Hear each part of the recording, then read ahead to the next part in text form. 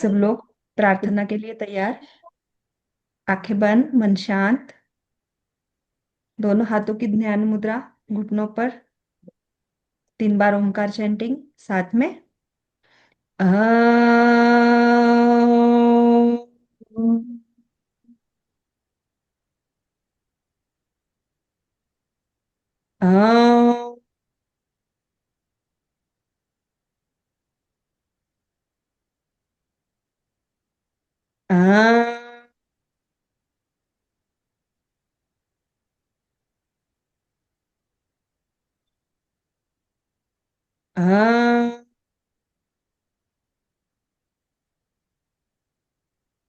गुरु मंत्र। गुरुर्ब्रह्मा गुरुर्विष्णु गुरुर्देवो महेश्वरः। गुरुः साक्षात् परब्रह्म तस्मै श्री गुरवे नमः। दोनों हाथ आंखों पर, धीरे से आंखें खोलेंगे। सब लोग अपने वीडियो ऑन कीजिए, जिन जिन के बंद है। पास में नोटबुक पेन रखा है। मैं दोपहर का सेशन होता है ना, तो सब लोग साथ में थोड़ा सा पानी रखा करो। जब भी थोड़ा सा नींद लगता है या ऐसे आलस सा लगे ना, 1 1 सिप पानी पिया करो। ओके। ये दोपहर के सेशन में थोड़ा सा अभी बहुत सर्दी है, तो और ज्यादा ऐसे दोपहर के समय में लगता है, इसलिए। और अगर नोटबुक पेन रख के थोड़ा थोड़ा शॉर्ट लिस्ट करते रहोगे ना, तो नींद भी नहीं आएगी। मिलेगा ये तो, नोट्स तो मिल जाते हैं, लेकिन बहुत सारे जो हम एक्स्ट्रा बताते हैं ना चीजें, तो उसको शॉर्ट लिस्ट किया तो अच्छा होता है। जैसे आप लोग सेशन लोगे, तो सेशन लोगे जैसे स्टूडेंट्स को सिखाओगे, तो वो बातें आपको याद रहेगी। मतलब ऐसे पढ़ के रखा तो कि कैसे क्या क्या बताना है, क्या क्या करना है। अपने कितने सारे स्टूडेंट्स हैं, तो उनके इंस्टीट्यूट में वो लोग गर्भ संस्कार कितना अच्छे से करवाने लगे हैं। तो कई सारी चीजें होती है जो बुक्स से नहीं होती, और जो ऐसे हम एक्सपीरियंस से सीखे होते हैं वो भी बताते हैं ना, तो वो ज्यादा फायदेमंद होती है। बाकी लोग भी ट्राई करो, और जिन जिन को जिस दिन वीडियो ऑन करने में दिक्कत होती होगी, वो लोग मुझे पहले बता के रखा करो कि आज हमारा वीडियो ऑफ रहेगा। ओके, बाहर है क्या कर रहे हैं ऐसे, तो मैं कुछ बोलूंगी नहीं। बाकी सब लोग सीरियसली वीडियो ऑन करके बैठेंगे। ओके। चलो, तो आज सबसे पहले जैसे, अगर हमारी प्रीनेटल बैच है, तो सबसे पहले हमें पता होना चाहिए हमारा गर्भ संस्कार के रिगार्डिंग, कि गर्भ संस्कार क्या होता है। कई बार तो हमें योग टीचर को भी गर्भ संस्कार, ये गर्भ संस्कार भी पता है। लगता है इजी वर्ड है, लेकिन इसमें, हाँ, इसमें ये भी बहुत वास्ट है। ऐसे देखोगे तो वेदों के हिसाब से, 1 मिनट, ये क्या ऑन हो गया। वेदों के हिसाब से जाओगे, मतलब जैसे पूजा, वैदिक पद्धति से देखोगे तो गर्भ संस्कार में 16 संस्कार होते हैं। दूसरी तरह देखोगे तो जैसे आयुर्वेदा के हिसाब से गर्भ संस्कार में क्या आता है। कौन बताएगा आयुर्वेदा के हिसाब से गर्भ संस्कार में क्या आता है। दिनचर्या। हाँ। है ना? हाँ, और उनका आहार, विचार, शरीर शुद्धि। राइट। तो स्पेसिफिक क्या आता है गर्भ संस्कार में, स्पेसिफिक क्या आता है आयुर्वेदा के हिसाब से।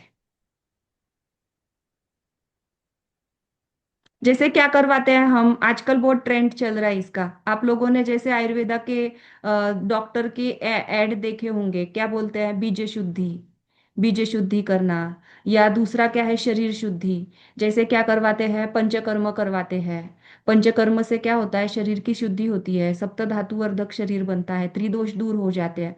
मतलब शरीर को आयुर्वेदा के हिसाब से क्या कर रहे हैं, शरीर को तैयार कर रहे हैं बेबी को। जैसे देखो, अगर हमारे घर में कभी कोई फंक्शन होता है या कोई ऐसे स्पेशल गेस्ट आने वाला होता है, हम क्या करते हैं, क्लीनिंग करते हैं घर की, सारा इधर उधर बिखरा हुआ सामान, या जो भी किधर कुछ दाग धब्बे दिख रहे हैं सब क्लीन करते हैं, है ना। किसी को और वेलकम करते हैं फिर अच्छे से। तो खाना भी अच्छा बनाते हैं, टेस्टी। और बहुत उनको सब सब चीजों के बारे में केयर करते हैं। अगर रहने वाले हैं 2 3 दिन, तो उनके लिए सारा प्लान करते हैं। तो ये तो हमारा बेबी 9 मंथ हमारे अंदर सरवाइव करने वाला रहता है ना। तो अंदर से आजकल हम कितना अनहेल्दी फूड खाते हैं, कभी भी उठते हैं कभी भी, मतलब हम नहीं, हम तो यौगिक है सारे, लेकिन कई सारे लोग। तो कैसे कि उसके लिए कैसे है, आयुर्वेदा में भी है कि जैसे गर्भ संस्कार में भी एक तो शरीर शुद्धि के लिए जैसे पंचकर्म करवाया जाता है, तो उसमें भी उनकी नीड के हिसाब से होता है पंचकर्म में भी। जैसे वमन वमन होता है, जैसे कफ और पित्त को कम करता है वमन। जैसे विरेचन जो है, तो विरेचन से हमारा वात भी निकलता है और पित्त भी निकलता है, कफ भी निकलता है उससे। तो ऐसा हर किसी के लिए अलग होता है। वो प्रॉपर आयुर्वेदा के डॉक्टर ही उनको पंचकर्म के पंचकर्म से देखते हैं। जैसे बस्ती भी होती है, उत्तर बस्ती होती है, जो ये योनि मार्ग से देने वाली होती है, गुदा मार्ग से देने वाली, जो काढ़ों से औषधि युक्त वनस्पति से होते हैं।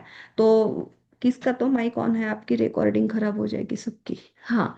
तो ऐसे होता है कि जैसे जो काढ़ों से वनस्पति औषधि जो ऑयल से सिद्ध किए हुए रहते हैं, तो उससे बस्ती दिया जाता है। तो क्या होता है, यूटेरस की स्ट्रेंथ को बढ़ाया जाता है। आजकल ये समस्या हो गई है, कंसीव हो जाता है कई बार, लेकिन 3 मंथ हो गए, 4 मंथ हो गए, तो कुछ ना कुछ कॉम्प्लिकेशन आ जाता है। एक तो क्या हो जाता है, यूटेरस की स्ट्रेंथ नहीं है ठीक से, ब्लड सर्कुलेशन ठीक से नहीं हो रहा था क्या, कुछ अलग अलग कॉम्प्लिकेशंस होते हैं सबके। तो उसके लिए क्या है, यूटेरस की स्ट्रेंथ बढ़ाई जाती है। जैसे और क्या होता है, जैसे हम खेती में क्या किया जाता है, या हमारे घर में पॉट सबके हमने देखा होगा कि जैसे हम ट्री कोई प्लांट करते हैं या कोई सीड, तो क्या देखते हैं हम, सबसे पहले तो अच्छी क्वालिटी की सीड लाते हैं। वो जो पॉट है उसमें भी हम अच्छे से मिट्टी जो है उसको अच्छे से मरम्मत करते हैं उसकी। उसके बाद उसमें हम लगाते हैं, उसमें भी 2 पॉट रखो, एक में अच्छे से उसकी केयर लो, अच्छे से सारी खाद डालो, सब डालो। एक को ठीक से मत करो, दोनों की ग्रोथ में दिखेगा ना डिफरेंस। वैसे हमारा भी है, अगर हमारी यूट्रेस की स्ट्रेंथ ठीक अच्छी है, हमारी पूरी तरह से तैयारी है, फेमेनाइन हमारी भी, और पिता का भी उतना ही रोल होता है स्पर्म का, तो स्पर्म की क्वालिटी भी वैसे होनी चाहिए। तो उसके रिगार्डिंग गर्भ संस्कार में आयुर्वेदा के हिसाब से क्या आ गया, एक तो पंचकर्मा, शरीर को अंदर से शुद्ध किया जाता है।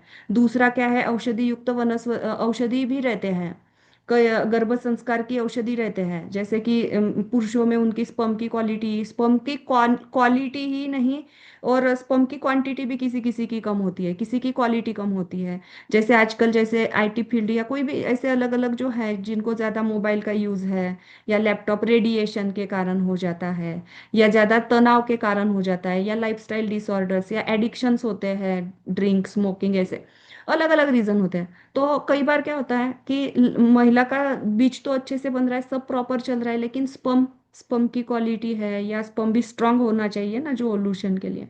तो ये सारी चीजें भी आयुर्वेदा से देखी जाती है। माता में ही नहीं, पिता में भी ऐसे होता है क्या कि सिर्फ मम्मी को अगर एसिडिटी है या मम्मी को कोई है तो वो बीमारी बेबी में आती है? दादी नानी ग्रैंड पेरेंट्स किसी की भी हिस्ट्री हिस्ट्री से वो आ जाता है। तो हम योग से हम आयुर्वेदा से क्या कर सकते हैं, जेनेटिक जेनेटिक जो इम्प्रिंटिंग है उसका असर भी हम कम कर सकते हैं। मतलब हेरेडिटरी जो कोई बीमारी चली आ रही है वो हमारे बेबी में ना आए। तो इसलिए दोनों मदर फादर दोनों का क्या होना चाहिए, पंच कैसे होना चाहिए शरीर, पंचतत्व, पंचकोश, सप्त धातु, त्रिदोष, सब बैलेंस होना चाहिए, समावस्था में होना चाहिए। तो क्या होगा, और बीज भी कैसे, और जो बीज है हमारा बीज भी संपन्न होना चाहिए। ऐसे बोला जाता है जैसे 35 के बाद थोड़े से कॉम्प्लिकेशंस आते हैं, या 40 के बाद तो प्रेगनेंसी में बीज की क्वालिटी ही, मतलब जैसे गर्भधारणा के लिए वो तैयार नहीं रहता। तो वैसे इसीलिए जो बीज होता है, तो बीज भी कैसे होना चाहिए हमारा, स्ट्रांग और प्रॉपर, उसकी पूरी तरह से डेवलपमेंट हुई होनी चाहिए, और फर्टिलाइज होना चाहिए प्रॉपर सब चीजें। तो ये आयुर्वेदा से गर्भ संस्कार में करवाया जाता है। जैसे डॉक्टर प्रॉपर आयुर्वेदा की, ये हमारा रोल नहीं है। ये कौन करवाता है, अगर आप हम खुद हमारे इसमें अवेयरनेस बढ़ गया है, आयुर्वेदा डॉक्टर है, गायनिक है, बहुत सारे आजकल प्रीनेटल कोर्स करते हैं, तो उनको आइडिया रहता है, तो वो डायरेक्ट अपने स्टूडेंट्स को दे सकते हैं। या नेचुरोपैथी में भी कुछ कुछ चीज़ों में सिखाते हैं, कुछ हद तक सिखाते हैं उनको ट्रीटमेंट, तो वो उनके हिसाब से दे सकते हैं। और अगर हमने वो सीखा है तो हम भी वैसे ट्रीटमेंट उनको दे सकते हैं। लेकिन उसका हमें प्रॉपर नॉलेज चाहिए, प्रॉपर सर्टिफिकेट चाहिए, प्रॉपर हमने उसमें पहले प्रैक्टिस की हुई होनी चाहिए। किसी के नीचे, हाथ के नीचे, जैसे डॉक्टर डायरेक्ट क्लिनिक खोलते हैं क्या, प्रैक्टिस करनी पड़ती है उनको भी। वैसे प्रीनेटल का थोड़ा सा हमें ध्यान से करवाना, हम ऐसे मन से नहीं उनको कुछ भी चीजें रेफर कर सकते। हम सिर्फ क्या कर सकते हैं, तो हम गर्भ जैसे पंचकर्म वर्सेस क्या होता है हमारा पंचकर्म के इसमें हमारी शुद्धि क्रियाएं, है ना। तो हम शुद्धि क्रियाएं, अगर शुद्धि क्रियाओं का प्रॉपर हमारा प्रॉपर हमारी स्टडी है, तो हम शुद्धि क्रियाएं उनसे करवा सकते हैं पहले।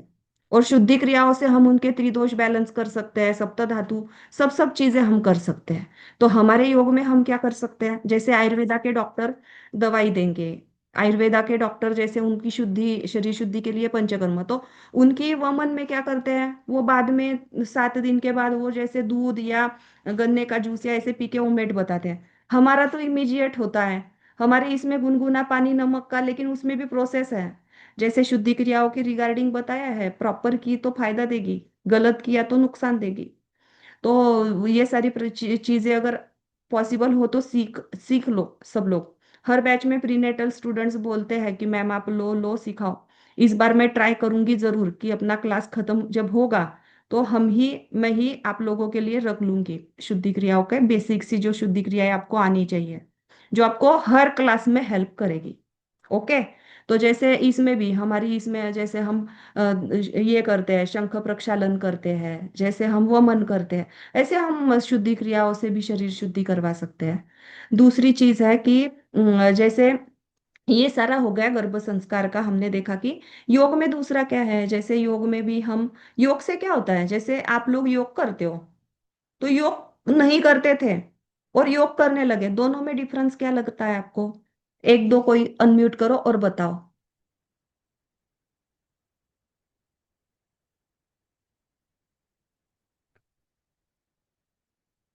बताओ। कुछ नहीं, ओपनली बताया करो मुझे, बुक्स का एक आंसर कभी मुझे भी नहीं पसंद आता। योग यस क्योंकि अनुभूति का शास्त्र है। चलो बताओ मिताली ये जी। मैम, योग सिर्फ एक्सरसाइज नहीं है। योग हमारे physical, mental, emotional, spiritual. Spiritual level पे काम करता है हमारा। और ये जब किसकी डेफिनेशन है हेल्थ योग, की? हाँ जी, ये किसकी डेफिनेशन है हेल्थ की? हेल्थ की मीन्स आप कैसे योग करने से? WHO की। WHO, यस, WHO की। हम सिर्फ सबको योग, होमवर्क, सबको होमवर्क अपनी बुक में, जिनको पता नहीं है गूगल करो, कुछ भी करो, WHO की हेल्थ की डेफिनेशन क्या है। और जो भी होमवर्क होता है वो मुझे पर्सनली सबको भेजना है, किसी की भी यस मेहनत किसी को भी मैं नहीं देती, मतलब यस कोई किसी का कॉपी पेस्ट नहीं करेगा। ओके। लिखो आज का मतलब, अब का मतलब आपको ये चीज पता होनी चाहिए। ओके। Yes yes. हम्म। तो ओके। ये है। और दूसरा क्या करता है योग, जैसे हम टैबलेट्स लेते हैं, अगर कोई बीमारी हुई हमें टैबलेट्स लेते हैं, लेकिन हमारे मन में सुधार होता है क्या? लेकिन जब हम योग करते हैं तो सिर्फ शरीर पे होता है क्या सुधार? पहले हमें गुस्सा आ जाता था किसी चीज का या पकड़ के रखते थे, बाद में रखते हैं क्या? तो ये सारे संस्कार हमें गर्भ पर भी करने हैं ना, कि जैसे माता का मन रहेगा, जैसे माता का रहेगा सब, वैसे बेबी में आएगा ना। तो वो भी एक संस्कार ही है। तो क्या वो जब प्रेग्नेंट हम रहेंगे तब नहीं, वो पहले से हमें करना पड़ेगा, वो उसकी तैयारी हमारी पहले से गर्भ संस्कार की रहेगी। मतलब गर्भ संस्कार मतलब ये जर्नी कहाँ से शुरू होगी? कंसीव करने के बाद से नहीं। आप लोगों को पकड़ में आ रही है क्या ये चीज? मिनिमम 3 महीने पहले से रियली ये स्टार्ट होता है। ओके। लेकिन हम जैसे सभी लोग क्या करते हैं, क्लास कब लगाते हैं? जब पहले 3 महीने खत्म हो जाते हैं, 3 4 महीने खत्म हो जाते हैं। लेकिन ये जैसे स्वामी विवेकानंद की अगर आपने स्टोरी सुनी हो, उनके यहाँ एक अमेरिका में जब वो थे, तो उनसे मिलने एक प्रेग्नेंट लेडी गई, उन्होंने बताया उनको कि स्वामी जी मुझे आपके जैसे ही बेबी चाहिए, तो मैं क्या कर सकती हूँ?" तो उन्होंने बताया था कि इसके लिए तो देवी जी अब बहुत ज्यादा समय हो गया है। मतलब ये जर्नी कब से शुरू होती है? लाइफ पार्टनर चूज करने से एक्चुअल में। पकड़ में आया? लेकिन बाद में भी अगर लाइफ पार्टनर भी ठीक हो गया नहीं, तो फिर जैसे कंसीव हमें करना है तब से दोनों के, जैसे दोनों को जो बेबी में चाहिए वैसे हमारा आहार विहार आचार विचार सब सब सब चाहिए, जैसे हमारी हेल्थ रहेगी। जैसे देखो मम्मी पापा दोनों में से किसी किसकी हाइट कम है, बेबी वो पकड़ सकता है। कुछ भी चीजें होती है तो हम वो चीजों को थोड़ा बहुत मात्रा में हम कर सकते हैं, एडजस्ट कर सकते हैं, मतलब हाइट वाइट का तो नहीं, लेकिन जैसे शुगर है, थायराइड है, ऐसे कोई भी, या हमारे हमें बहुत ज्यादा सर्दी खांसी होती है, बहुत ज्यादा कफ होता है, ऐसी चीजों को हम बैलेंस, तो कैसे बैलेंस करेंगे, तो हमारे अंदर बैलेंस रखना पड़ेगा ना हमें पहले से, तब वो बेबी में आएगा। राइट। तो अभी थोड़ा सा स्लाइड से भी मैं आप लोगों को बताती हूँ। मुझे पता ना स्लाइड शेयर हुई कि नहीं, कोई तो एक अनम्यूट करो और बताओ। दिख रही है क्या स्लाइड? No ma'am. किसी को नहीं दिख रही है? Yes ma'am. यस मैम, अभी दिखाई दे रहा अभी दिख हम्म। रही है। तो देखो, सबसे पहले तो गर्भ है। हाफ है संस्कार। मैम, बट हाँ, दिख रही है। फुल पिक्चर नहीं है मैम, हाफ आ नहीं रही तो है। लेकिन कुछ तो दिख रहा है ना। हाँ, फुल दिख रहा नहीं है मैम। दिखेगी। Yes yes ma'am. हाँ। तो गर्भ ओके। संस्कार क्या है, ये बहुत ज्यादा इंपॉर्टेंट और महत्वपूर्ण संस्कार है। और जैसे आप लोग अगर पढ़ोगे ना, आप लोग क्या किया करो, रीडिंग किया करो, जैसे हम योग में क्लास लगाते हैं ना, सिर्फ क्लास का इतना ही नॉलेज नहीं, एक्स्ट्रा भी पढ़ा करो। जैसे उपनिषदों में है, वेदों में है, आयुर्वेदा में है, धार्मिक ग्रंथों में देखो, अभी मेडिकल साइंस के हिसाब से तो बहुत ज्यादा प्रगति है ही इसमें। तो प्रेगनेंसी के रिगार्डिंग, गर्भ संस्कार के रिगार्डिंग कई चीजें दी हुई आती है। जैसे आप लोग देखो कि राजा दशरथ ने क्या किया था, पुत्र संतान प्राप्ति के पहले यज्ञ किया था। ऐसे सभी का पूजा, पूजा से, मंत्रों से, आचरण से, ऐसे गर्भ संस्कार पहले किए जाते थे। कई जैसे हमारे भारत देश पर कई यवनों के आक्रमण हुए, कई सारी चीजें बीच में, अंग्रेजों के। तो ये सबके कारण क्या हुआ है, ये चीजें कुछ हद तक लुप्त हो गई है। लेकिन अभी फिर से अवेयरनेस बढ़ता जा रहा है गर्भ संस्कार के रिगार्डिंग। तो ये बहुत इंपॉर्टेंट है, इसका रिगार्डिंग क्या क्या है, कौन सी उपनिषदों में क्या है, थोड़ा सा शॉर्ट लिस्ट करके मैंने कुछ इम्पॉर्टेंट थिंक ऐसे इसमें लिखे हुए हैं। तो जैसे गर्भ संस्कार में क्या होता है, तो शिशु के शारीरिक, मानसिक, भावनात्मक, आध्यात्मिक रूप से, मतलब क्या है, श्रेष्ठ संस्कार दिए जाए। तो ये इसके लिए सबसे बेस्ट थिंग कौन सी होगी, तो योग से ज्यादा कोई बेस्ट थिंग इसमें नहीं होगी। बाकी चीजों में क्या होता है, जैसे बाकी जो होता है, पहले डिसीज होगा, उसके बाद हल निकाला जाता है। लेकिन योग में क्या होता है, योग में ऐसे बोला जाता है कि कोई डिसीज ना हो, इसके लिए पहले ही प्रिवेंशन के रूप में, जैसे मतलब ये योग का नहीं है, आयुर्वेदा का है, कि आयुर्वेदा की ट्रीटमेंट, मतलब आयुर्वेदा को फॉलो क्यों किया जाता है, वो डिसीज को कम करने के लिए नहीं होता। डिसीज हमें हो ही ना, इसके लिए आयुर्वेदा में बहुत बहुत व्यापक ऐसी चीजें बताई हुई है। तो योग किसको फॉलो करता है, आयुर्वेदा को। योग में पातंजल योग दर्शन है, तो पातंजल योग दर्शन के 195 सूत्राज है, उसमें आपको कोई भी डाइट का सूत्र नहीं दिखेगा। डाइट के सूत्र नहीं है, दिनचर्या के सूत्र नहीं है। लेकिन ये चीजें कहाँ से फॉलो की जाती है, तो ये सारी चीजें आयुर्वेदा से योग में फॉलो की जाती है। ऐसे है। बाद में जैसे कैसे है, हर किसी को कैसे लगता है आजकल, सिर्फ ऐसे मैथ्स में या किसी सब्जेक्ट में टॉप कर लिया तो सेटिस्फाई हो जाते हैं क्या पेरेंट्स? पेरेंट्स को लगता है कि स्पोर्ट्स में भी मेरा बच्चा आगे चाहिए, करियर भी उसका ब्राइट हो, अच्छी स्कूल में सीखे, टॉप करे, 99 भी परसेंट मिल गए तो 1% कहा गया, ये सोचते हैं। तो इतनी, और कंपटीशन बढ़ भी बहुत गई है, और जो एक एक जनरेशन आती जा रही है, तो वो उतनी ज़्यादा शार्प है भी।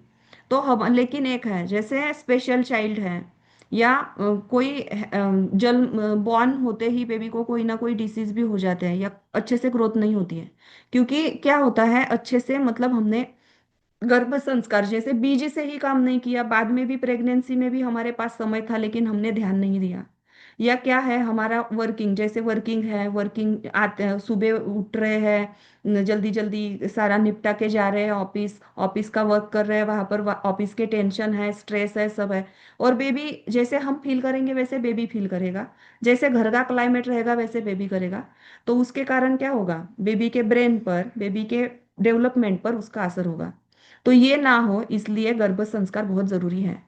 पहले जरूरत थी क्या ऐसे स्पेशली कि गर्भ संस्कार करवाने चाहिए, क्योंकि हमारी लाइफस्टाइल ही पहले वैसे थी, हर किसी महिला की जो दिनचर्या थी वही ऐसे थी कि वो आइडियली गर्भवती महिला की ही थी। तो ऐसे पहले कोई ऐसे नहीं था, लेकिन आजकल ये ज्यादा जरूरत हो गई है। तो गर्भ प्लस संस्कार मतलब क्या है, गर्भ संस्कार मतलब गर्भ, मतलब क्या है कि जो भ्रूण में हमारे पल रहा है, गर्भ जो शिशु पल रहा है, और संस्कार मतलब शुद्धिकरण, संस्कार देना, चरित्र निर्माण। और इसमें अगर देखोगे तो जैसे एक क्या है चीज पता है, जैसे आप लोग भगवत गीता पढ़ते हो, जैसे हमारे षड दर्शन हैं, सांख्य दर्शन, योग दर्शन, न्याय दर्शन, ऐसे हमारे पूरे षड दर्शन है। सभी दर्शनों में क्या बताया हुआ है कि हमारे साथ हमारे कई जन्मों के संस्कार हम साथ लाते हैं। तो गर्भ संस्कार ये एक पीरियड क्या है कि हमारे बेबी के भी जो पुराने जन्म के जो कुसंस्कार हो, या बुरी कुछ तो हैबिट्स होती ही है ना सब में, तो वो आगे ना कैरी फॉरवर्ड हो। तो इसके लिए भी गर्भ संस्कार इंपॉर्टेंट है। दूसरा है कि गर्भ संस्कार एक पारंपरिक भारतीय प्रक्रिया है, जैसे मैंने अभी बताया था आपको कि जैसे राजा दशरथ ने जैसे यज्ञ किया था, ऐसे कई एग्जाम्पल्स हैं कि जो गर्भ संस्कार के रिगार्डिंग आते हैं। मैंने एक बार रामायण के रिगार्डिंग भी पढ़ा था कि श्री राम भगवान राम को पता नहीं था कि सीता माता प्रेग्नेंट है, या ऐसे नहीं पता था, उनको वैसी संतान चाहिए थी जैसे लव कुश थे। लव कुश कैसे थे, श्री राम भगवान से भी ज्यादा वो शूर थे, जैसे जैसे उनका लास्ट में युद्ध हुआ था, सबको स्टोरी पता ही है। तो ऐसे है कि ये सारा कुछ कुछ चीजें लुप्त हुई है, कुछ कुछ चीजें तो हमें लगता है कि भगवान राम ने सीता मैया को वैसे वनवास में, लेकिन उनको क्या था कि उनके बच्चों में वो सारे गुण आएंगे। जैसे कई धारावाहिक में ऐसे आप लोगों ने देखा भी होगा, जैसे रानी जो ऐसे रानी और ये लोग जो रहते थे, तो उनको अच्छे संस्कार मिलने के लिए प्रेगनेंसी में वो लोग ऐसे अम, आश्रम में जाकर संस्कार लेते थे। ऐसे भी एक था, या जो कोई उनके गुरु होते थे वो उनके यहाँ आकर उनको संस्कार देते थे। मतलब ये परंपरा कई सदियों से हमारी भारतवर्ष में चलती आ रही है। और अभी देखो तो पूरे वर्ल्ड में प्रीनेटल के लिए जो है तो हमारी इंडिया में आकर सीख कर जाते हैं, हमसे ज्यादा उन लोगों को अभी इसके रिगार्डिंग, क्योंकि हमसे ज्यादा वो लोग इस पे रिसर्चेस भी कर रहे हैं कि इसका क्या फायदा होता है क्या नहीं, सब चीजें। दूसरा है कि जैसे माता पिता इसके गर्भावस्था के दौरान माता पिता विशेष रूप से माँ के मानसिक, शारीरिक और आध्यात्मिक विकास पर ध्यान देना जरूरी है, क्योंकि जैसे माता के विचार रहेंगे वैसे बेबी में आएंगे। अगर माता सकारात्मक होगी तो शिशु भी सकारात्मक होगा। दूसरा है कि गर्भ संस्कार का अर्थ क्या है, गर्भ यानी गर्भावस्था, संस्कार यानी अच्छे विचार, आदतें, संस्कार देना, ये उद्देश्य होता है गर्भ संस्कार का। तो गर्भ संस्कार में पूरी तरह से जैसे डब्ल्यूएचओ की डेफिनेशन है, physical, mental, emotional, spiritual, social, पूरी तरह से वेलबींग होना चाहिए। तो ये सारा कैसे आएगा, योग से। योग इसके लिए बेस्ट है। योग के साथ क्या अपनाना चाहिए, हमें आयुर्वेदा को भी फॉलो करना चाहिए। हमारी रूटीन गर्भ संस्कार क्या क्या होगा आगे है सब, कि जैसे गर्भ में शिशु को उत्तम विचार, भावनाएं, चारित्र्य, ज्ञान, ऊर्जा प्रदान करना। जैसे देखो, अगर बेबी है हमारा, मतलब हमारा बेबी है, तो वो उसको बुद्धि है, ग्रास्पिंग पावर अच्छी है, सब अच्छा है, क्लास में टॉप किया हर बार, सब किया, लेकिन अगर उसका चरित्र ठीक नहीं है तो कंपनी में वो फ्रॉड कर सकता है, कुछ अलग गलत चीजें कर सकता है। तो इसके लिए चरित्र भी उतना इम्पोर्टेंट है, सिर्फ ज्ञान होना नहीं, इमोशंस भी उसमें होने चाहिए हर तरीके से। समाज में रहता है तो सबके साथ मिलजुल के रहना चाहिए, प्यार से रहना चाहिए। उसके अंदर एनर्जी, जैसे देखो बहुत होशियार है, शार्प है, लेकिन बार बार बीमार पड़ जाता है तो स्कूल मिस हो जाएगा बार बार, है ना, जो काम में ध्यान नहीं लगेगा, आगे बड़ा होकर भी स्ट्रेंथ कम रहेगी। तो इसके लिए ऊर्जा भी चाहिए, एनर्जी भी चाहिए, डेवलपमेंट भी अच्छे से होनी चाहिए। सबको समझ में तो आ रहा है ना, बोरिंग तो नहीं हो रहा है। पानी पिया करो बीच बीच में, नींद आएगी तो। ओके। तो ऐसे तो गर्भ संस्कार में क्या क्या शामिल होता है, गर्भ संस्कार में सबसे पहले तो गर्भ संस्कार में क्या क्या शामिल होता है, हम क्या क्या करवा सकते हैं। तो जैसे हम क्या करते हैं कि जैसे ऐसे स्टूडेंट्स को ऐसे लेक्चर थोड़ी हम देते हैं प्रीनेटल में, हम उनसे वो चीजें डायरेक्ट प्रैक्टिकली करवाएंगे। कैसे, कि जैसे उनके विचारों पर हम काम करेंगे, जैसे निगेटिविटी बहुत है तो प्राणायाम, मेडिटेशन से, अफर्मेशन से अच्छी टास्क दे देकर उनमें सुधार लाएंगे। रीडिंग है, विचारों में परिवर्तन कैसे आता है, रीडिंग करने से। अच्छे अच्छे वीडियोस जो सात्विक विचारों वाले, भजन, कीर्तन, सत्संग, ये सारी चीजें विचारों में परिवर्तन लाएगी। प्राणायाम से, मेडिटेशन से, ध्यान से विचार में परिवर्तन आता है। उसके बाद आहार, शारीरिक स्वास्थ्य के लिए हमारे शरीर की निर्मित कैसे हुई है, अन्न से हुई है। तो आहार हमें लेना चाहिए। आहार किससे कनेक्टेड होता है? अन्नमय कोश से। वो हमारे शरीर से जुड़ा होता है, स्थूल शरीर से। तो आहार हमें गर्भवती महिला के कंसीव करने के पहले से, प्रेगनेंसी में, पोस्टनेटल में, हर अलग अलग स्टेजेस में वो सकस आहार लेना उनके लिए जरूरी है। आजकल क्या हो गया है, फॉरेन कंट्रीज में जो चीजें, जैसे मैंने अभी अभी एक रिसेंटली बुक में पढ़ा कि जो 5 ऐसी चीजें हैं कि जो बाहर के देश में डायरेक्ट अवॉइड बताई हुई है, प्रोहिबिटेड, और हम लोग वो चीजें बहुत प्यार से खाते हैं, इंडियन लोग, जो कि हमारी नहीं भी थी पहले, उनके इधर से हमारे इधर आई और हम खाते हैं। तो ऐसे कितनी सारी चीजें हैं जो, तो फिर वो गर्भ को भी हानि देगा, माता को भी हानि देगा। जैसे मसाले वाली है, तली भुनी है, बासा है, खट्टा है बहुत ज्यादा, ये सारी चीजें सारी तामसिक में आती है। जैसा हम अन्न खाते हैं वैसे मन बनता है, हम आगे देखेंगे, जैसे आहार का हम लेक्चर लेंगे। तो ये है कि आहार पर हमें प्रेगनेंसी में और सब जगह उनको पूछना पड़ेगा क्या है उनका प्रॉपर। हमें आहार का लिस्ट लेना पड़ेगा कि मतलब नाश्ता क्या करते हैं, खाना क्या खाते हैं, तो शेड्यूल प्रॉपर उनको पूछना पड़ेगा। फिर व्यवहार है कि सबके साथ, जैसे अगर ऐसे है कि हमारा व्यवहार बाहर के लोगों के साथ, हमारा रिलेशन ठीक नहीं है, कंपनी में हो गया, नेबर से हो गया, किसी से, तो क्या होता है, हम खुश नहीं रह पाते। सोशियली भी हमें वेलबींग होना चाहिए। घर में भी अगर क्लेश हो रहे हैं, गुस्सा, ऐसे वातावरण है, तो उसका असर गर्भ पर होता है। दूसरा है कि संगीत। संगीत ये भी बहुत एक ऐसे थेरेपी है कि संगीत के माध्यम से भी हमारे हॉर्मोन्स हैं, बेबी की डेवलपमेंट है, कई है। जैसे श्री बालाजी तांबे जी हैं, जैसे हमारे महाराष्ट्र से है, रिलेट करते। अभी वो नहीं है, लेकिन उन्होंने गर्भ संस्कार की रिगार्डिंग एक म्यूजिक बहुत अच्छा बनाया है। दूसरा है कि कई सारे राग होते हैं, जैसे हम देखते हैं टीवी में कि एक राग बजाए और बारिश हो गई, ऐसे है ना। तो ऐसे प्रेगनेंसी के भी कुछ कुछ राग है, म्यूजिक है। तो हमें अगर इतना कुछ पता नहीं है ना, तो जैसे शास्त्रीय संगीत रहता है ना, जैसे तबला है, बांसुरी है, म्यूजिक है, ऐसे जो होते हैं आजकल, साउंड हीलिंग आप में से अगर किसी ने किया हो, आप ले सकते हो। नहीं तो यूट्यूब पे साउंड हीलिंग के भी कई सारे अच्छे अच्छे म्यूजिक हैं। या हम सिंपल सा श्री कृष्ण भगवान का भजन है, गणेश जी का, जो भी जिस भगवान को आप मानते हो वो आप लगा सकते हो। तो जैसे ही हम म्यूजिक सुनते हैं, जैसे अभी आप देखो, जब भी हम सैड म्यूजिक सुनते हैं, कोई सैड सॉन्ग सुनते हैं, क्या होता है, हमारा मूड उस प्रकार बन जाता है। फ्रेश ऐसे कुछ सुनते हैं खुशी वाला, क्या होता है, इमीजिएटली हमारा मूड चेंज हो जाता है। और प्रेगनेंसी में मूड स्विंग्स तो सबसे ज्यादा होते हैं, तो उसमें भी ये फायदा करता है, डेवलपमेंट में भी है, सभी तरीके से हॉर्मोन्स को भी इनबैलेंस नहीं होने देता। मंत्रों के उच्चारण, शास्त्र में तो कितना, जैसे योग है, जैसे योग सिर्फ आसनों वाला योग ही योग है क्या? मंत्र योग, हठ योग, राजयोग, लय योग, भक्ति योग, कर्म योग, कितने सारे योग के प्रकार हैं। तो मंत्रों के माध्यम से भी हम क्या कर सकते हैं, गर्भ संस्कार कर सकते हैं। ये सब है। दूसरा क्या है कि सेशन में हमें क्या सीखना चाहिए, मतलब हम कैसे, कि जैसे मन का वातावरण, मतलब मन की स्थिति पर कौन से मंत्र हमें बोलने हैं, संगीत कौन सा है। ऐसे ऐसे है क्या कि संगीत में हम कोई बॉलीवुड का डांस का गाना लगा रहे हैं और उसके वो संस्कार नहीं। हम प्रॉपर संगीत, कैसे भजन हो गया, इंस्ट्रूमेंटल कोई बांसुरी है, तबला है, ऐसे सात्विक जैसे संगीत को हम लगाएंगे। ध्यान के प्रकार है, ध्यान के मैंने जैसे बताया, जैसे पंचकोश ध्यान है।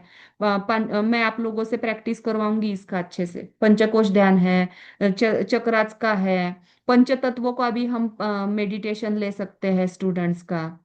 ऐसे अलग अलग ओमकार के हैं, सोहम के हैं, कितने सारे प्रकार हैं। सिर्फ सांसों पर ध्यान देकर हम हैं कर सकते हैं, कितने सारे ऐसे जो ध्यान के प्रकार है। तो उनसे भी हम शिशु पर, माता पर अच्छे संस्कार डाल सकते हैं। सबसे इम्पोर्टेंट थिंग है दिनचर्या। और दिनचर्या क्या करती है, जैसे आयुर्वेदा का क्लॉक होता है, चलो सब लोगों को दूसरा होमवर्क, आयुर्वेदा का क्लॉक, आयुर्वेदा का जो दिनचर्या का क्लॉक है, वात पित्त कफ का, वो एक तो गूगल भी कर सकते हो, गूगल पर वो इमीजिएट इमेज आ जाती है, मस्त अच्छे से उसको ड्रॉ करो अपनी डायरी में। ओके। एग्जाम्पल के लिए मैं एक आपको ग्रुप पे शेयर कर दूंगी। तो जैसे आयुर्वेदा का क्लॉक होता है ना, वैसे बायोलॉजिकल क्लॉक भी होता है। जैसे वात पित्त कफ के समय होते हैं, वैसे बायोलॉजिकल क्लॉक में भी हमारे शरीर में जैसे सिक्रेशन होता है, जैसे डाइजेशन के जो जूसेस हैं उनका सिक्रेशन कौन सी समय है, हमें नींद आती है तो मेलेटोनिन हार्मोन का सिक्रेशन कितने बजे से होता है, वो भी एक होता है। तो आपको नॉलेज के लिए आप एक्स्ट्रा से ये चीज़ पढ़ सकते हो कि आपके क्लास को आप और अच्छे से बेहतर बना सकते हो। ऐसे एक्स्ट्रा चीजें मैं बताऊंगी, जिन जिन को इंटरेस्ट है ना, वो लोग इसको एक्स्ट्रा स्टडी किया करो, और नोट्स अगर बना लिए तो और बेस्ट। ओके। और जैसे पॉजिटिव, हमेशा आप प्रेगनेंसी में उनको पॉजिटिविटी उनकी बढ़ानी चाहिए। जैसे क्लास से, हमारी योग से ही वो अपने आप धीरे धीरे बिल्ट होती है। योग के योग है, प्राणायाम है, मुद्राएं हैं, इन सब चीजों से हम गर्भ संस्कार योग की, अपनी योग के माध्यम से हम उनको करवा सकते हैं। दूसरा क्या होता है कि जैसे गर्भ संस्कार मतलब क्या है, ये तो मैंने बताया। संस्कार ये बहुत व्यापक शब्द है। इसमें अच्छा करना, आप क्या करो, लिखो संस्कार लिखो, इसको 3 एरो करो। 3 एरो, अच्छा करना, शुद्ध करना, सुंदर करना, ये क्या है, संस्कार की नींव है। मतलब हमारे, हम कैसे बोलते हैं, अगर कोई छोटा बच्चा है, उसने अच्छे से मंत्र बोल के दिखाया, किसी ने पैर छुए हमारे, या कोई ऐसे जल्दी से पानी लेकर आया कोई, तो हम क्या बोलते हैं, अरे इस बच्चे को कितने अच्छे संस्कार है। अगर किसी ने गुस्सा किया या किसी ने बैड वर्ड्स बोला, क्या बोलते हैं हम, अरे इसके मम्मी पापा ने इसको ठीक से संस्कार नहीं दिए क्या, है ना। तो अच्छा करना, शुद्ध करना और सुंदर करना, ये संस्कार की क्या है, नींव है। और जैसे सुसंस्कृत ऐसे पीढ़ी आगे की जो है, वो कैसे हम ला सकते हैं, तो गर्भ संस्कार से, आगे की जो पीढ़ी है उनमें। दूसरा है कि मान्यता, कि गर्भ में पल रहे शिशु माँ की भावना, सोच, अनुभव महसूस करता है। इसीलिए गर्भ संस्कार ऐसे है, बच्चे को हम बोल रहे हैं कि तू मोबाइल मत देख, तू ज्यादा मोबाइल देखता है, और हम ही बहुत मोबाइल देख रहे हैं, तो बेबी पर आएगा क्या वो संस्कार, नहीं। तो जो चीजें हम करेंगे, तो सिर्फ गर्भावस्था में माँ की भावनाएं, माँ की सोच, माँ का अनुभव, ये सब तो है, लेकिन सिर्फ माँ का अकेली का नहीं होगा, ये पूरी फैमिली का होगा। गर्भ पे संस्कार सिर्फ माता नहीं डालती, पिता है, घर के सारे सदस्य है, अन्य सदस्य समाज के भी जो लोग हैं, जैसे देखो हम ही देखो, हमें जब भी कोई प्रेग्नेंट महिला दिखती है, हम क्या करते हैं, रास्ते से जा रहे हैं, उनको पहले हम जगह देते हैं जाने के लिए। अगर वो खड़ी है, उनको पहले बैठने के लिए देते हैं, क्योंकि हर जगह केयर ली जाती है। तो उससे क्या होता है, माता की मतलब, अगर नहीं खड़ी है, हम बैठे हैं लेकिन वो खड़ी है, उसको तकलीफ हो रही है, तो क्या होगा, उसका मन दुखी होगा, वो असर बेबी पर होगा। तो जैसे बाहर का वातावरण होता है, घर का वातावरण होता है, वो गर्भ संस्कार के लिए पर इम्पैक्ट डालता है। तो ये चीज भी इम्पोर्टेंट है। अभी देखो आयुर्वेद के हिसाब से, जैसे मैंने बताया था आपको कि अलग अलग ग्रंथों में इसके रिगार्डिंग वर्णन दिया हुआ है। जैसे आयुर्वेद के जो मुख्य ग्रंथ है, चरक संहिता है, सुश्रुत संहिता है, अष्टांग हृदय है, तो इनमें गर्भ संस्कार का वर्णन है। ये पीडीएफ मैं आपको शेयर करूंगी, इसमें से कुछ इतना मत लिखो, जो एक्स्ट्रा बोलूंगी वही लिखो। तो चरक संहिता में क्या बताया है कि गर्भ का निर्माण स्त्री पुरुष आर्तव बीज कल और मन की स्थिति में पर निर्भर होता है। ये सारा आयुर्वेदा में इतना स्टडी है इसके रिगार्डिंग, गर्भ संस्कार के रिगार्डिंग बहुत। देखो आप लोग, बेस्ट बुक तो मुझे क्या लगती है, बालाजी तांबे की है गर्भ संस्कार की बुक। वो मराठी और इंग्लिश में, और में भी गुजराती, 3 लैंग्वेजेस में है। तो वो उस बुक में भी आयुर्वेदा के रिगार्डिंग कई चीजें बताई हुई है। गर्भ के लिए है, आहार के लिए है, कंसीव के पहले। अच्छी किताब है, आप लोगों को चाहे तो आप लोग उसको परचेस कर सकते हो। बेस्ट है, आपको हमेशा क्लास लेने में भी उससे बहुत फायदा होगा। स्टूडेंट्स को गाइड करने के लिए भी बहुत बहुत फायदा होगा। उसका अमेजोन का लिंक मैं भेजूंगी आप लोगों को, वो किताब भी बहुत अच्छी है। कुछ कुछ प्रेगनेंसी की जो है ना किताबें, बहुत अच्छी अच्छी है, मैं आप लोगों को रेफर करूंगी, उनको पढ़ना आप लोग। तो ये है कि दूसरा क्या बताया है चरक संहिता में, गर्भवती स्त्री को सात्विक आहार, अच्छा वातावरण और प्रसन्न चित्त स्थिति में रहना चाहिए।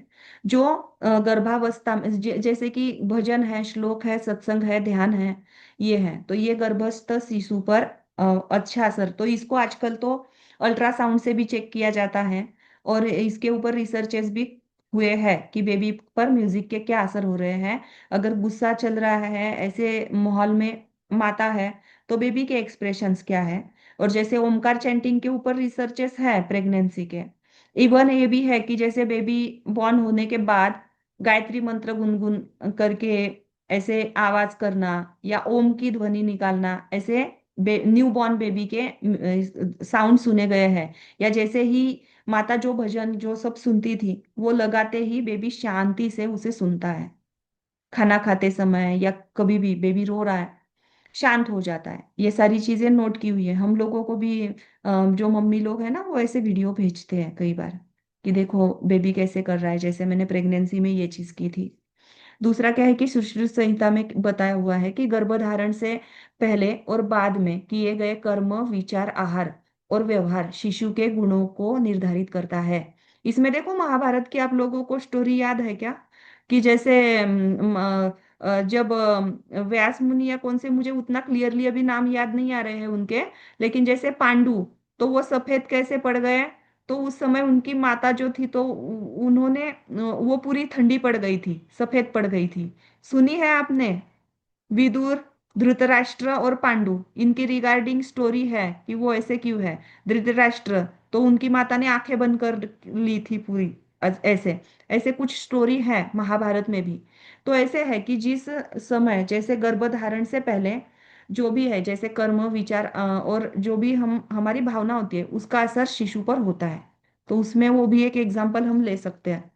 वेदों और उपनिषदों में गर्भ संस्कार, तो उसमें ऋग्वेद, ऋग्वेद में क्या है कि यथा माँ सुचयस्पयन्तु गर्भे। तो इस मंत्र में गर्भस्थ शिशु को पवित्र विचारों से परिपूर्ण करने की बात कही गई है। जैसे मैंने आप लोगों को बालाजी तांबे का बुक रेफर किया, वैसे ही बालाजी तांबे ने म्यूजिक में भी उन्होंने, मतलब वो उन्होंने आयुर्वेदा में पीएचडी की हुई है, लेकिन उनका गर्भ संस्कार पर भी स्पेशली उनका बहुत ज्यादा स्टडी था। अभी वो नहीं है, लेकिन बाकी लोग जो है वो सारी चीजें चलाते हैं उनकी। लेकिन उसमें से कुछ कुछ अच्छा है, जैसे कि उन्होंने ऋग्वेद, यजुर्वेद, सामवेद, अथर्ववेद, इन वेदों से, भगवत गीता, ये सभी चीजों से ना कुछ कुछ मंत्र लिए हैं, जैसे गर्भ की रक्षा के लिए, गर्भ के प्रोटेक्शन के लिए, आशीर्वाद के लिए। उसकी लिंक मैं यूट्यूब पे है उनका, उसकी लिंक मैं भेजूंगी आपको, सब लोग उसको सुनो। हम प्रैक्टिकल में मेडिटेशन करेंगे तब वो म्यूजिक लगाएंगे, उसमें भी आपको आएगा। तो उसमें भी ये चीज है कि प्रॉपर उन्होंने वो ऋग्वेद, यजुर्वेद, उसमें से ये रुचाएं ली हुई है। तो ये है कि गर्भस्थ शिशु के, जैसे इस मंत्र से जो अभी हमने सुना, इस मंत्र से क्या होता है, गर्भस्थ शिशु को पवित्र विचारों से परिपूर्ण करने में बात कही गई है।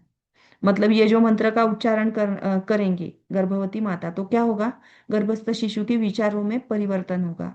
मतलब पवित्र विचार उनके बनेंगे, शुद्ध सात्विक ऐसे विचार बनेंगे। बृहदारण्यक उपनिषद, इसमें क्या है, ऋषि याज्ञवल्क ने गर्भधान से पहले दंपति के को मानसिक शुद्धि, ध्यान और यज्ञ करने की सलाह दी है, ताकि श्रेष्ठ संतान। 16 संस्कारों में से पहला संस्कार भी है गर्भधान।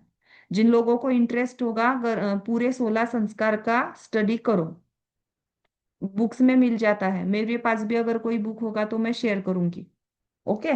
तो प्राचीन ग्रंथों में कथाओं से उदाहरण है, जैसे अभिमन्यु की स्टोरी है कि जैसे अर्जुन ने जब चक्रव्यूह भेदन की कथा सुभद्रा को बताई थी, तो वो अभिमन्यु ने पेट में ही सुन ली थी, लेकिन जब भेदन से बाहर निकलने की जब बता रहे थे अर्जुन, तो सुभद्रा क्या, सो गई, तो क्या हुआ, उनको भेदन नहीं आया, है ना, लेकिन वो उन्होंने सुना।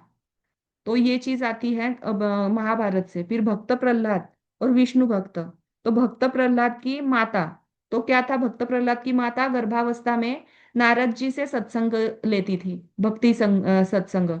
और उनके पिता थे, वो भगवान की भक्ति के पूरे खिलाफ थे, लेकिन उनकी माता ने जो नारद जी से भक्ति सत्संग लिया था, और नारद जी किनके भक्त थे, विष्णु के। तो उसके कारण क्या हुआ, भक्त प्रहलाद ये विष्णु भगवान के भक्त थे। सबको स्टोरी पता होगी हिरण्यकश्यपु की, है ना। तो ये है कि जैसे, तो फिर कैसे राक्षस योनि में जन्म लेकर, पूरी एनवायरनमेंट ऐसे थी कि वहां पर पूजा मना थी, सब मना था, फिर भी भक्त प्रहलाद कैसे थे, भगवान के कितने बड़े भक्त थे कि अब तक उनका नाम लिया जाता है।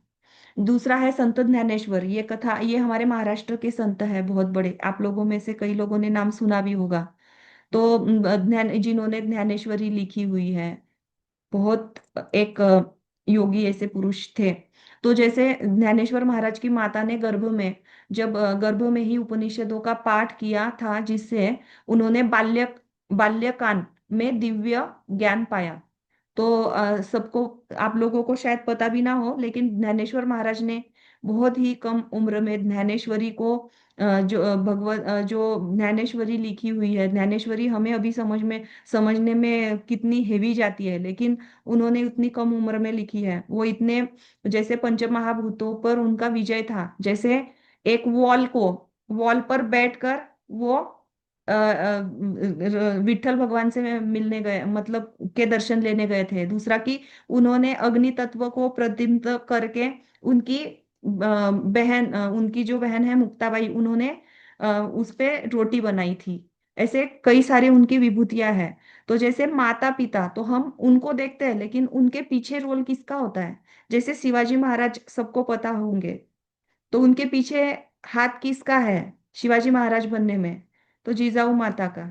उनका अगर हम देखेंगे, जैसे महाराणा प्रताप का है, ऐसे सब है कि ये भी है कि जैसे संत पुरुष या जो भी हम सुनते हैं, तो उनके माता पिता में भी वो सारे गुण थे, या उनके आचरण में भी वो चीजें थी। ये भी एक एग्जाम्पल में आते हैं।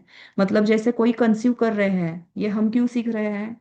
कोई कंसीव कर रहे हैं, तो आइडियल माता कैसे होनी चाहिए?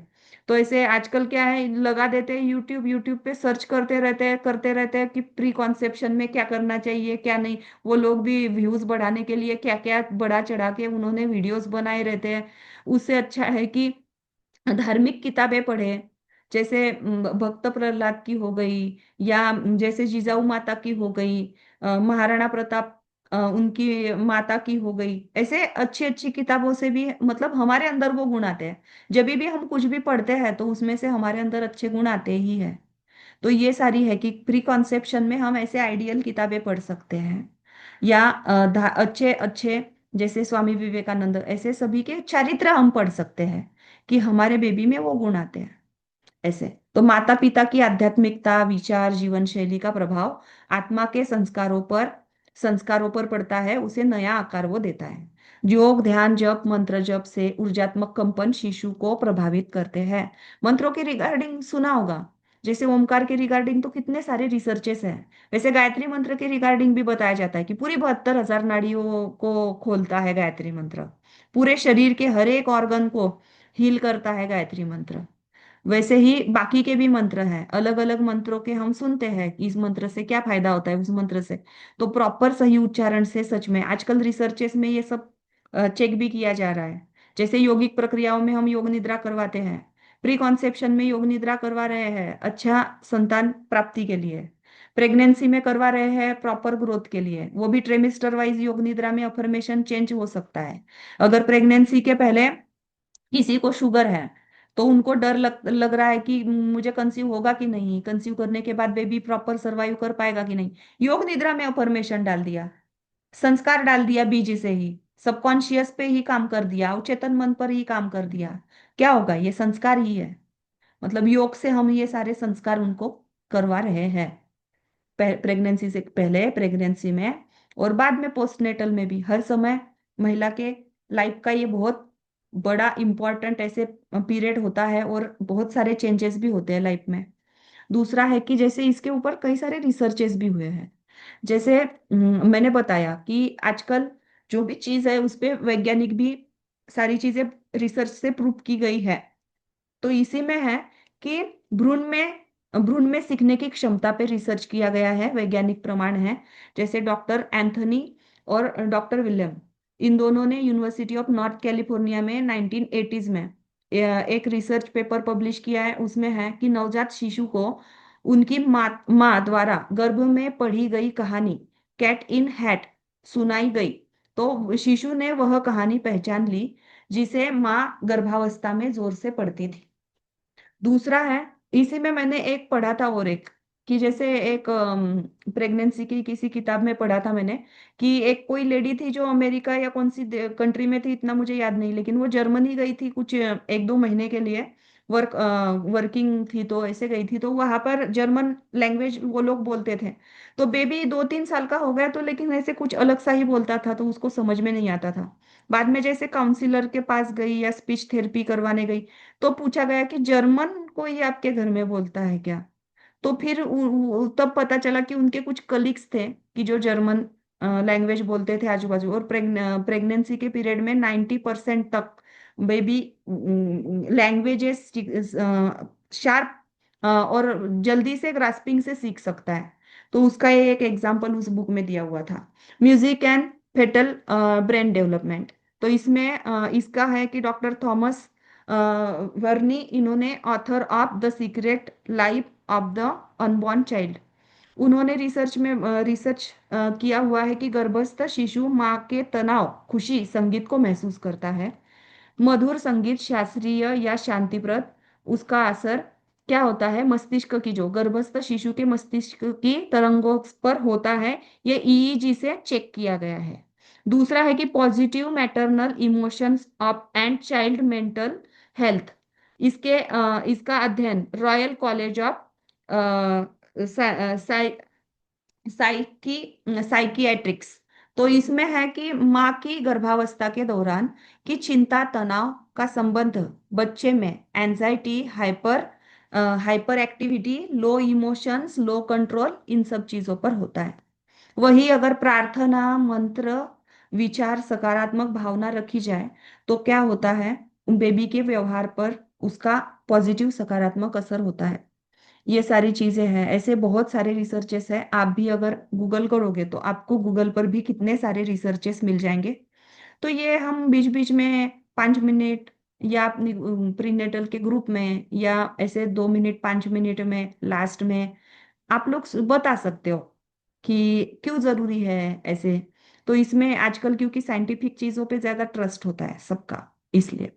तो ये सब है कि आयुर्वेदा बेस्ड भी है, कि जैसे प्रयोग national institute of Ayurveda Jaipur, इसमें रिसर्च में देखा है कि गर्भवती महिलाओं पर एक आयुर्वेदिक गर्भ संस्कार कार्यक्रम, शुद्ध आहार, योग, ध्यान, मंत्र, संगीत लागू किया गया। नतीजा क्या आया, बच्चों में बेहतर वजन, शांत स्वभाव और बेहतर रिलैक्सेशन पाया गया। जब भी रिसर्च किया जाता है तो दो ग्रुप बनाए जाते हैं, एक कंट्रोल ग्रुप होता है, एक ऑब्जर्वर ग्रुप होता है। तो ये प्रॉपर ऑब्जर्वेशन में देखा जाता है। तो जो भी रिसर्च होते हैं तो वो प्रमाणित होते हैं, जो प्रमाणित है जिसमें H1 हमारा करेक्ट आता है। नेक्स्ट है कि जैसे गर्भ संस्कार का जैसे इपिजेनेटिक्स में असर, तो उसमें क्या है कि माता पिता, तो माता पिता का lifestyle, emotions, food, through thoughts, ये सभी हैं जो शिशु के जीन्स पर, एक्सप्रेशंस पर प्रभाव डालते हैं।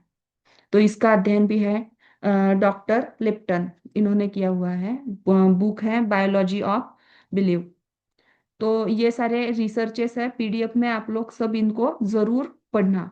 जैसे मनोविज्ञान और गर्भ संस्कार, तो इसमें क्या है, अध्ययन प्रीनेटल, पेरीनेटल और साइकोलॉजी जर्नल, इसमें पब्लिश हुआ एक आर्टिकल में, कि जैसे गर्भ में बच्चा न केवल सुनता है बल्कि भावनाएं महसूस करता है, भय है, सब है। इसका एक मैंने यूट्यूब पर या ऐसे मुझे आया था, क्या पता मुझे, लेकिन मैंने एक वीडियो देखा था, जैसे माता पिता झगड़ा कर रहे हैं, गुस्सा कर रहे हैं, बहुत ऐसे क्लाइमेट वातावरण है, तो वो अल्ट्रासाउंड से बेबी के एक्सप्रेशंस दिखाए गए थे। और दूसरा कि जैसे माता ओमकार चैंटिंग कर रही है, मेडिटेशन कर रही है, तो बेबी के फेस एक्सप्रेशन का अल्ट्रासाउंड उसमें देखा गया था।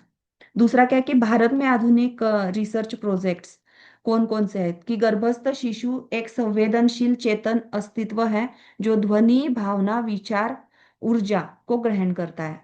तो गर्भ संस्कार एक प्राचीन वैज्ञानिक प्रणाली है जो आधुनिक न्यूरो साइंस, साइकोलॉजी और जेनेटिक्स से पूरी तरह मेल खाती है। मतलब जो भी गर्भ संस्कार हम पहले सिर्फ हम बोलते थे ऐसे होता है वैसे होता है, लेकिन अभी जब मेडिकली भी देखा देखा है, साइकोलॉजिकल कुछ टेस्ट करके देखा है, जेनेटिक्स कुछ टेस्ट करके देखा है, तो उसमें ये दिख के आता है रिसर्चेस में कि हाँ सच में गर्भ संस्कार से ये फायदे होते हैं। ये सब चीजें हैं। तो जैसे गर्भ संस्कार का उद्देश्य क्या है, कि स्वस्थ शरीर, शांत मन, इसको देखो अपनी डायरी में ऐसे बना सकते हो आप, सुंदर सा गर्भ संस्कार गोल किया, इसको ऐसे ऐसे एरो किया, फिर स्वस्थ शरीर, शांत मन, भावनात्मक बुद्धिमत्ता, ऐसे आप सुंदर सा ऐसे बना के रख सकते हो। बाद में ये चीजें आप आपकी क्लास में फोटो निकाल के अपनी ग्रुप में डाल सकते हो, उतना क्रॉप करके स्टूडेंट्स के लिए। जैसे गर्भ संस्कार में मंत्रों में कैसे है, बहुत ज्यादा फायदेमंद कौन से होते हैं, जैसे ओमकार का है, वैसे तो देखा जाए ना, ऐसा कौन सा ही मंत्र नहीं है कि जिसका कोई फायदा ही नहीं होता। हर मंत्र की कुछ अलग ही एनर्जी है। और वो फायदा, मुझे तो लगता है सभी मंत्र सेम ही फायदा देते हैं। सिर्फ हमारी ग्रेटिट्यूड, हमारे परफेक्शन से उच्चारण, इन सब चीजों को, ये सारी चीजें मैटर करती है। लेकिन है, जैसे ऋषि मुनियों ने कुछ तो रिसर्च किए होंगे, इसीलिए उन्होंने संकट नाशन मंत्र अलग निकाला हुआ है, रोग निवारण अलग निकाला हुआ है, प्रोटेक्शन के लिए अलग निकाला हुआ है, क्योंकि उनकी उतनी साधना थी, गहरी साधना। तो ये है, जो जैसे ओमकार चैंटिंग है, ये मन और मस्तिष्क को शांत करता है। लेकिन ओमकार एक है, सिर से लेकर पैर तक हर किसी ऑर्गन को, फिजिकली हो गया, हमारे कोई मन के विकार, पंचकोशात्मक पूरी ट्रीटमेंट हमारी ओमकार चैंटिंग से हो जाती है। डाइजेशन खराब हो, कुछ खराब हो, प्रेगनेंसी में अनइजी सा लग रहा है, नींद नहीं आ रही है, पैरों में दर्द है, कुछ भी हो, जो पेन है वहां पर ध्यान लगाओ, ओमकार चैंटिंग करो, 21 दिन तक करो अभ्यास, कम हो जाता है। थायराइड, थायराइड की गोली कम हो जाएगी, बीपी की गोली कम हो जाएगी, शुगर की कम हो जाएगी। परमानेंटली सालों तक करते गए तो क्या पता गोली बंद भी हो सकती है, डॉक्टर सजेस्ट करेंगे। तो ऐसा ओमकार का है कि ऐसा कोई है ही नहीं ओमकार में। मुझे तो लगता है योग में भी जब भी थेसिस और ये होता है ना मास्टर्स में, ज्यादा से ज्यादा स्टूडेंट्स ओमकार पर ही करते हैं। हमें तो हमारे सर ने बताया था, अरे ओमकार कभी कोई मत, आप में से कोई लेना भी चाहता हो तो अब मत लो, बहुत हो गया ओमकार पे अभी रिसर्चेस। तो इतना है। दूसरा है गायत्री मंत्र, बुद्धि और आत्मिक ऊर्जा। गायत्री मंत्र का है, ये महामंत्र है सभी शरीर के। ये भी है, किसी भी ऑर्गन पर आप लोग ध्यान लगाओ, अगर करके देखो खुद के ऊपर, सिर में दर्द हो रहा है, ध्यान लगाओ सिर की तरफ, चैंटिंग करने की इच्छा है चैंट करो, नहीं तो मानसिक रूप से गायत्री मंत्र का उच्चारण करो, कुछ समय के बाद हमें ठीक लगने लग जाता है। ये है। दूसरा है कि हनुमान चालीसा, साहस, सुरक्षा, मानसिक स्थिरता। प्रेगनेंसी में बेबी के लिए ये बहुत ही एक इम्पोर्टेंट है। जैसे हनुमान कैसे थे, अष्टसिद्धि नवनिधि के दाता। जैसे छोटे होना, बड़ा होना, गायब होना, हवा में उड़ना, सारी सारी सिद्धियां थी उनको। ऐसे। दूसरा है राम रक्षा। राम रक्षा में भी हमारे सभी जो ऑर्गन्स है, तो राम रक्षा के स्तोत्रों में उनके वर्णन आते हैं। तो सब सारे शरीर का, अपने शरीर एक पूरा प्रोटेक्शन जो है, एक ओरा हमारे शरीर के पूरा अंदर से बाहर से हो जाता है। बेबी को भी एक प्रोटेक्शन। और र, उसमें र का उच्चारण ज्यादा होता है, मणिपुर चक्र पर भी वो ज्यादा काम करता है। और मणिपुर चक्र जो है हमारे शरीर का पावर हाउस है, तो पूरे शरीर में एनर्जी हमारे उससे आती है। रामा दास सा, सा से सो हंग, ये एक मंत्र है। इसका मैं आप हम इसका लेंगे जब मेडिटेशन, तो मैं आपको उसकी पीडीएफ भेजूंगी। तो पूरे पंचतत्वों के रिगार्डिंग ये सारे वर्ड आते हैं, पूरे पंचतत्वों को बैलेंस करने में। और सच में जब हम, एक हीलिंग उपचार है ये, तो जब भी हम इसका उच्चारण करते हैं ना, 2 से 3 मिनट में हमें इतना शांत लगने लग जाता है। मेरा तो होता है कि बाद में मुझे उच्चारण करने की इच्छा नहीं होती, शांत हो जाता है, मानसिक रूप से आ जाता है वो। दूसरा है सा ता ना मा, जीवन चक्र संतुलन। ये हीलिंग के है, हीलिंग में से है। आदि शक्ति का है, मातृत्व शक्ति जागरूक करने के लिए। ये बेसिक्स है। दूसरे है जैसे राग है, तो राग में से मालकौस, अभी हमें इतना कुछ, मैंने तो इतना संगीत सीखा नहीं है, मुझे इतना कुछ पता नहीं, लेकिन ये मैंने किसी बुक से ही लिया हुआ है। तो आप लोग यूट्यूब से भी ये राग डाउनलोड करके, आजकल यूट्यूब पे अच्छे अच्छे राग होते हैं, अगर अच्छा लग रहा है मेलोडियस, तो ये राग हम जरूर क्लास में ले सकते हैं। जैसे मालकौस राग है, जो शांत करता है माइंड, जो बहुत, हमें लगता, हमें समझ आता है हमारे स्टूडेंट्स की मन शांत है कि नहीं, स्थिर, चंचलता होती है, आसन भी ठीक से नहीं, हम बता रहे हैं लेने को, एक बोल रहे हैं तब तक आसन लेके रेडी, ऐसे। तो उन चीजों से हमें समझ में आ जाता है। आंखें खोल रहे हैं बार बार प्राणायाम में ध्यान नहीं लग रहा है। राग यमन, प्रसन्नता के लिए। बागेश्री, भावनात्मक संतुलन के लिए। और राग भीम पलासी, मन शांत करने के लिए। ऐसे ये कुछ कुछ राग हैं, ये भी हम ले सकते हैं। अभी मैं चाहूंगी कि आप में से गर्भ संस्कार के रिगार्डिंग जो भी आपको भी पता है, तो आप सबको शेयर करो। कौन बताएगा? या आपने खुद किया हो, आपका कोई एक्सपीरियंस हो, ऐसे सब चीजें आप शेयर कर सकते हो। जैसे देखो, सबको बहुत आता है, सबने बहुत पढ़ा हुआ होता है। ये जो अपना टीटीसी कोर्स होता है ना, प्री नेटल है, प्राणायाम किड्स योगा, तो आप लोग भी अपना नॉलेज सबके साथ शेयर कर सकते हो। तो बताओ, कोई स्टोरी बताओ, या कोई जो भी गर्भ संस्कार के रिगार्डिंग आपको पता है चीज आप शेयर कर सकते हो, या कुछ पूछना हेलो है तो मैम। पूछ सकते। हम्म। मैं मेरे एक क्लाइंट थे जिनको 7 मंथ प्रेग्नेंट थे वो। तो उनका बेबी पैर बहुत मारता था, मतलब उन्हें पेन होता था जब पैर चलाते थे वो। तो जब हम ओम चैंटिंग करते थे और हाथ रखती थी मैं, तो वो मतलब मेरे हाथ को भी फील करते थे, वो शांत हो जाते थे। मतलब मैंने खुद ने जब देखा तो मुझे लगा कि हाँ, पहले ऐसा लगता था ठीक है पढ़ा है, करवाते हैं, तो एक होता ना कि ठीक है कुछ चीज कर रहे हैं, पर जब फील करते हैं खुद कि किसी और की टम्मी पे खुद हाथ रखो और बेबी फील कर रहा है कि ओम चेंटिंग करवा रहे हो तो क्या रिजल्ट मिलता है, तो मैंने ये चीज फील की है। तो जब आप बता रहे थे ना कि ओम चेंटिंग से क्या फायदे होते हैं, तो सच में फायदा होता है। राइट। और यही इसीलिए मैंने आप लोगों को क्या बोला कि अपनी क्लास में जितना भी, जैसे हम आसन करेंगे, जैसे हम प्राणायाम करेंगे, मेडिटेशन, तो वो चीज अभी आप लोगों को फील करना जरूरी है। जब भी देखो, जैसे हमने किताबी कुछ सीखा है, जैसे योगा टीचर भी होते हैं कितने सारे, कि प्रीनेटल में या ऐसे कुछ बुक से सीखा हुआ होता है, या ऐसा खुद कुछ फील किया नहीं होता, तो उनकी वाणी में, शब्दों में वो चीज, वो गहराई नहीं आती।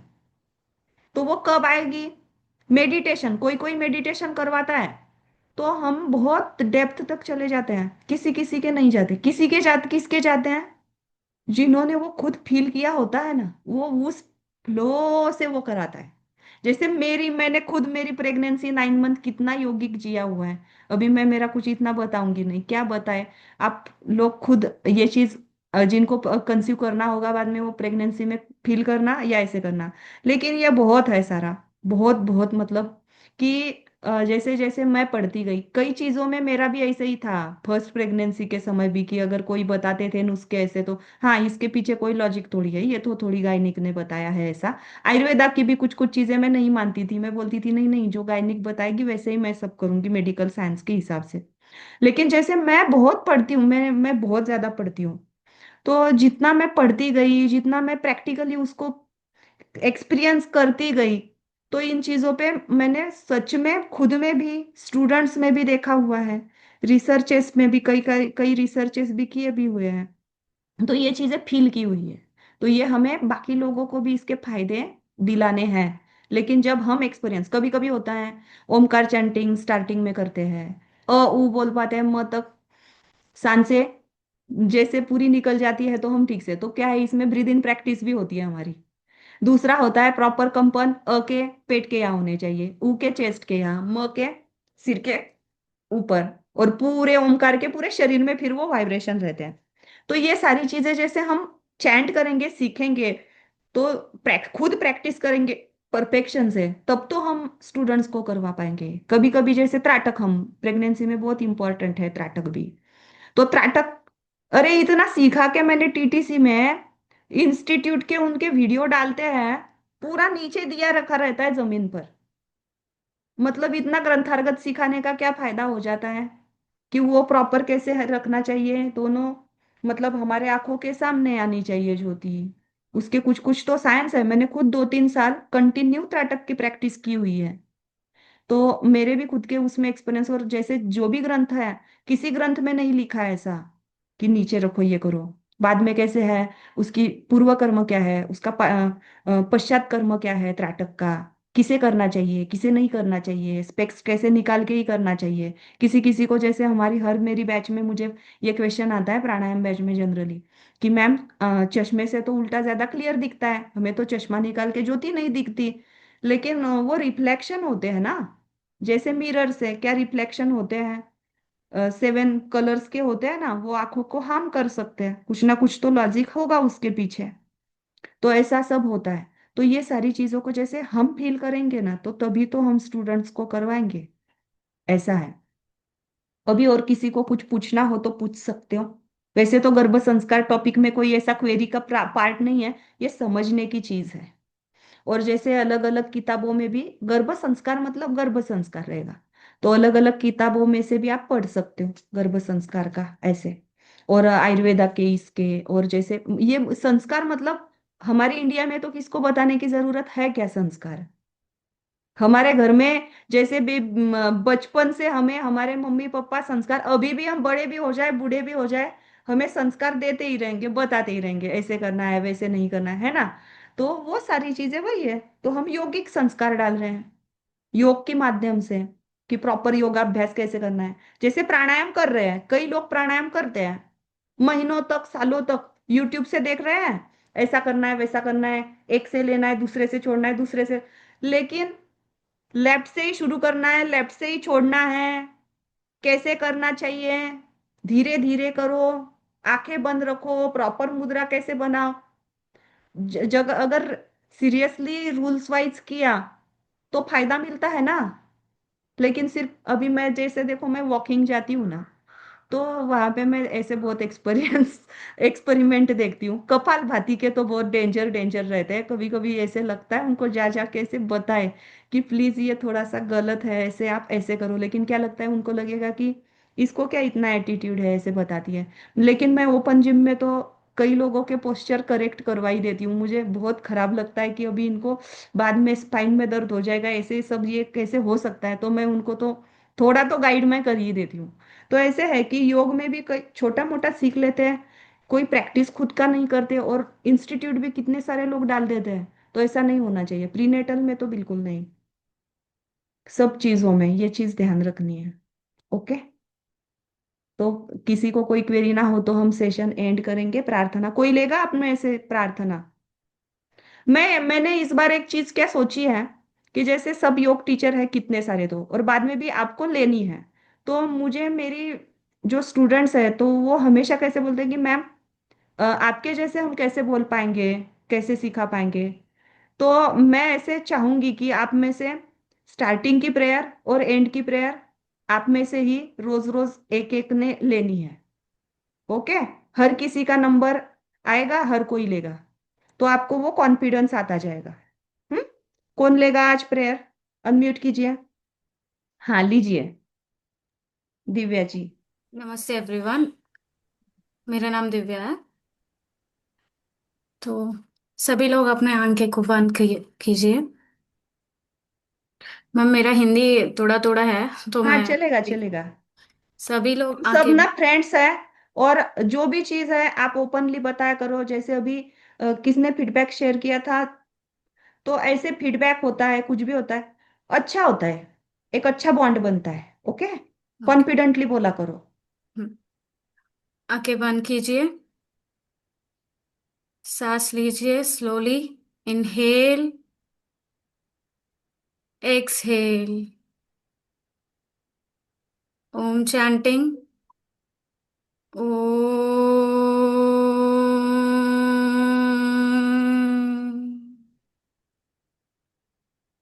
सर्वे भवन्तु सुखिनः। सर्वे सन्तु निरामया।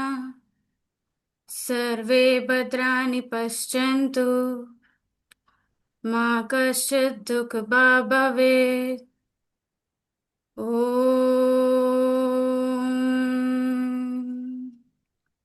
शान्तिः शान्तिः शान्तिः। Slowly rub your palms। अपने आंखों पर रखिए और उस एनर्जी को फील कीजिए। Very nice. और इम्पोर्टेंट थिंग, जैसे हम ऑनलाइन क्लास लेते हैं या ऑफलाइन में भी, स्टूडेंट्स स्टार्टिंग की प्रेयर हमेशा स्किप करते हैं, और एंड की भी लेफ्ट कर देते हैं, अनवांटेड लगता है। तो इसलिए आप लोगों को ये एक है कि किसी किसी को पता होगा, जिनको नहीं तो सोचो कि हम स्टार्टिंग की प्रेयर क्यों लेते हैं, एंड की क्यों लेते हैं। तो ये सेशन के पहले एक दो दिन में ही उनको बता देना है, जब भी नए भी कोई स्टूडेंट्स। मैं भी अभी तक मैं देखती हूँ मेरी प्रीनेटल बैच में भी मैं देखती हूँ, सबसे इम्पोर्टेंट प्रीनेटल में प्राणायाम मेडिटेशन और प्रेयर है। लेकिन आसन आसन आसन इस सब में रहते हैं, जैसे प्राणायाम लिया लेफ्ट कर देते हैं, डायरेक्ट बोल देते हैं अरे अभी मुझे काम है। तो इसीलिए ना उनको इम्पोर्टेंस बताना चाहिए। कभी कभी तो उनको समझ में आएगा, 10 में से 4 लोग तो करने लग जाएंगे। हम्म? तो ये होमवर्क में रखो, स्टार्टिंग की प्रेयर क्यों लेते हैं, एंड क्यों क्यों लेते हैं। आयुर्वेदा के हिसाब से क्लॉक क्या है अपना, दिन वात पित्त कफ के अनुसार, और बायोलॉजिकल क्लॉक लिखो। जिनको एक्स्ट्रा से कुछ सीखना है वो लोग करके रखो।